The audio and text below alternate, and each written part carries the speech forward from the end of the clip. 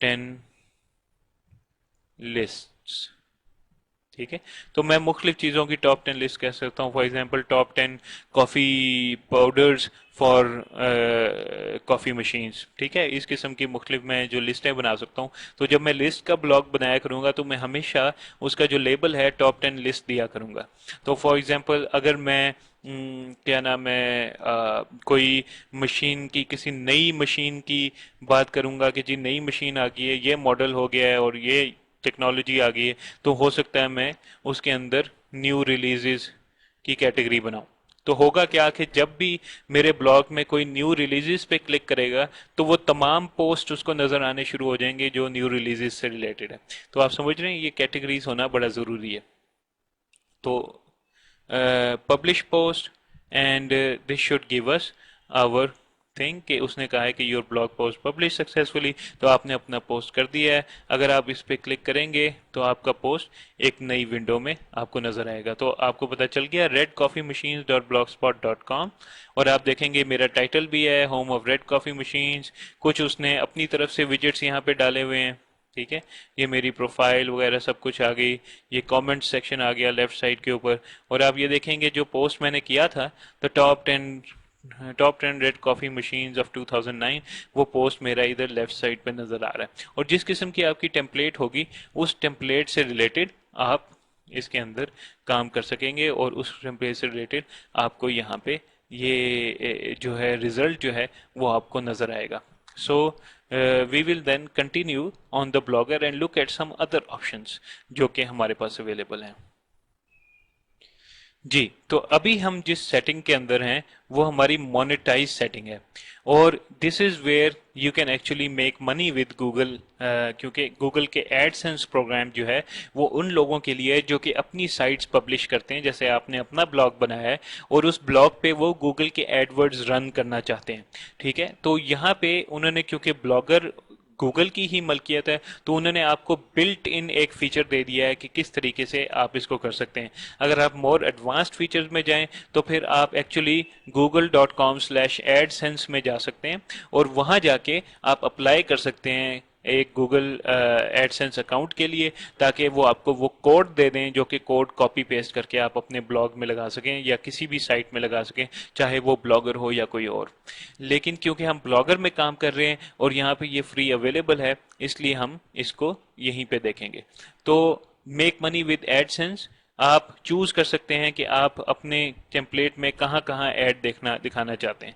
तो for example आप दिखा सकते हैं display ads in side bar, ये साइड बार का ऐड भी आ गया। And post recommended ads will be displayed in your side bar and below each post, आपके साइड बार में नजर आएंगे और हर पोस्ट के बाद नजर आएगा। Display ads in my side bar only, display and post only, don't add new ad, just enable AdSense reporting, if you are already manually enabled ads on your blog choose this option. तो ये recommended option है, इस option को choose कीजिए और then you can click on the next button. जी, तो जो नेक्स्ट स्क्रीन आपके सामने आएगी उसके दो पार्ट्स हो सकते हैं। क्योंकि मैं अपने लॉगिन से मैंने प्लगइन किया हुआ है, सॉरी ये काम किया है, ये नया ब्लॉग बनाया है, इसलिए ये AdSense is enabled for your blog, ये मेरे पास ये मैसेज आया है। और इसने मुझे एक पब्लिशर आईडी दी है। ये पब्लिशर आईडी वो है जो कि ट्रैक करने का तरीका है गूगल के लिए कि कौन सी साइट के ऊपर ऐड हुआ है और किस पब्लिशर को ये जो इनकम है वो किसके हिस्से में जाती है।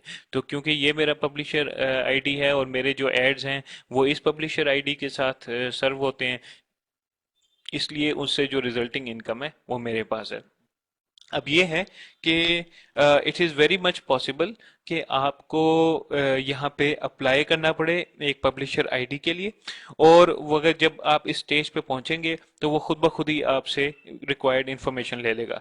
लेकिन ये बात इंतहाई ज़रूरी है कि गूगल आपको ये पब्लिशर आईडी देने से इनकार भी कर सकता है। और उसकी आम तौर पे जो मेन वजह होती है वो ये होती है कि लोग जिस दिन ब्लॉग बनाते हैं उसी दिन मोनेटाइजेशन करने के लिए अप्लाई कर देते हैं, जो कि गलत है।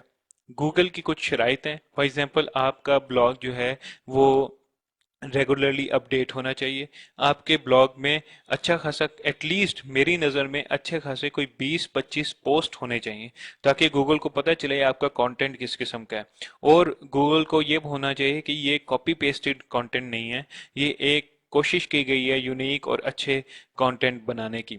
तो once you have done that, तो there is no reason why आपका जो गूगल का पब्लिशर अकाउंट है वो क्यों ना बन सके और आपका एडसेंस प्रोग्राम शुरू ना हो सके। वंस आपका एडसेंस प्रोग्राम शुरू हो जाएगा, तो उन लोकेशंस में जो कि आपने चूज किए हैं साइड बार और हर पोस्ट के नीचे, आपका जो एडवर्टीजमेंट है वहाँ आनी शुरू हो जाएगी। अब आपका मेन काम ये होगा कि आप अच्छे तरीके से उसको लिखिए। आप अपनी मार्केटिंग कीजिए फेसबुक और ट्विटर के थ्रू, और अपने फेसबुक के ऊपर जो आपका अकाउंट है उसको फॉर एग्जांपल आप यूज कर सकते हैं कि आप शेयर कर सकते हैं कि जी just wrote a new post about this and this. और मामला ये नहीं है कि आप दुनिया की हर बंदे को अपने ब्लॉग के ऊपर ले आए। आपका जो ब्लॉग से रिलेटेड लोग हैं, जो कि जैसे रेड कॉफ़ी मशीन्स पे मैं बात कर रहा हूँ, एक मैंने एग्जांपल लिया है। तो अगर वो लोग, मैं अपनी ट्रैफिक लेके आऊंगा, वो उन लोगों को इनवाइट करूंगा अपने वेबसाइट के ऊपर जो कि रेड कॉफ़ी मशीन्स में इंटरेस्टेड हैं, तो मेरी इनकम बढ़ने का चांस ज़्यादा है, बजाय कि वो लोग आए जो कि इंटरेस्टेड ही नहीं है। वो आएंगे एक दफ़ा ब्लॉग पे और चले जाएंगे। तो मेन गोल मेरे बिजनेस का सिर्फ ऐड पे क्लिक करवाना नहीं है। मेन गोल मेरे बिजनेस का ये है कि मैं अपनी कम्युनिटी बनाना शुरू करूं, एक रेगुलर फॉलोइंग बनाना शुरू करूं, रेगुलरली रेगुलरली हर दिन एक या दो जो है इंटरेस्टिंग पोस्ट्स में लिखूं।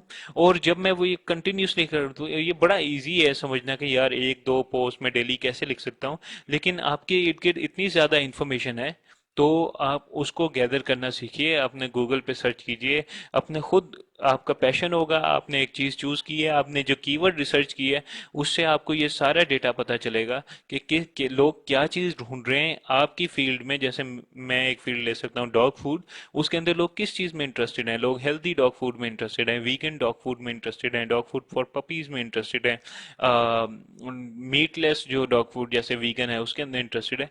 तो बहुत ज़्यादा लोग चीज़ों में इंटरेस्टेड होते हैं, और आपको अपनी रिसर्च के दौरान ये पता चल जाना चाहिए कि लोगों का इंटरेस्ट किस चीज़ में है, और आप अपने ब्लॉग को भरेंगे उस किस्म के कंटेंट से जो कि कीवर्ड रिच होगा, जिनकी टाइटल अच्छे होंगे, जिसका लिखने का अंदाज जैसे मैंने बताया उस तरीके से होगा।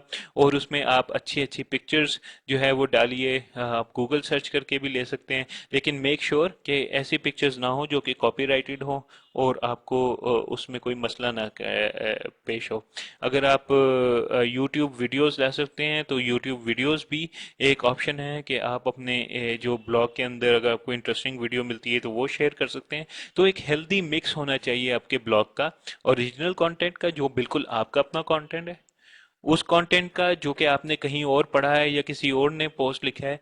आप उस पोस्ट का लिंक देकर आप उसके ऊपर अपनी ओपिनियन और रिव्यूज लिख सकते हैं। नंबर 3, आप क्या कर सकते हैं कि आप जिस तरह वीडियोस मिली हैं या इंटरेस्टिंग ऐसी चीज मिली है वो शेयर कर सकते हैं अपने ब्लॉग के थ्रू। तो ये तो मेन 3-4 टेक्निक्स हो गई जिसके थ्रू आप डेली का कंटेंट क्रिएट कर सकते हैं। एक चीज ये भी इंपॉर्टेंट है कि जब आप किसी कम्युनिटी के हिस्सा बनते हैं, जैसे मैं रेड कॉफी मशीन्स कम्युनिटी का हिस्सा बन गया हूँ या डॉग फूड कम्युनिटी का हिस्सा, मार्केट का हिस्सा बन गया हूँ, तो उसके अंदर आपको फिर ये भी सर्च करके देखना चाहिए कि और कौन से ब्लॉगर्स हैं जो कि इसी कम्युनिटी का हिस्सा हैं।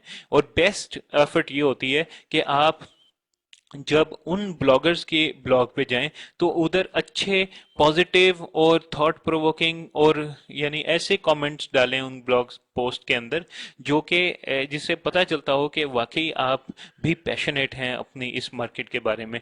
और उसमें बड़ी आराम से हर कमेंट जो होता है उसमें 3 सेक्शन होते हैं। एक तो आपने अपना नाम देना होता है, अपना ईमेल एड्रेस देना होता है, और अपना जो पोस्ट का जो आपने कमेंट लिखना है वो देना होता है, और चौथा हिस्सा उसमें एक यूआरएल होता है।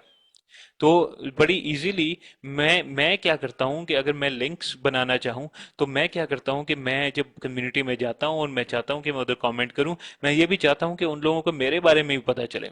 तो सिवाय मैं सिर्फ ये लिख दूँ कमेंट के अंदर कि जी प्लीज विजिट माय साइट, वो एक सही तरीका नहीं है।